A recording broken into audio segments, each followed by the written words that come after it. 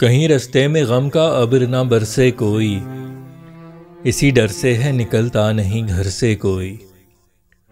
तेरे दीदार का है तलबगार बरसों से, तेरी आवाज़ भी सुनने को है तरसे कोई।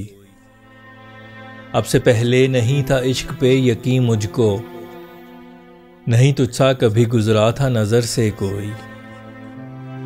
मजीद कुर्ब की चाहत में खो ना दे तुझको, ना दिल की बात है कहता इसी डर से कोई।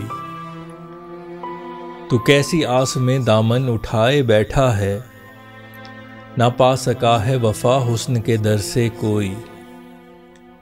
नहीं तेरे रुखे पुरनूर पे एक दाग दिखा, नहीं पहले मुझे गिला था कमर से कोई।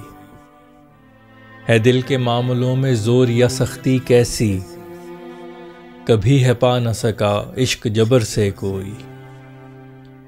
मैं खुद हूँ अपनी तबाही का तलबगार हुआ, तो क्या बचाए मुझे हुस्न के शर से कोई। तू जो लेता है हाथ रख के मेरे माथे पे, नहीं अच्छी है दवा ऐसी खबर से कोई। उसके फैसल कभी ना ज़हन से गुमा गुजरा, कि उसकी आस में बैठा है सब्र से कोई।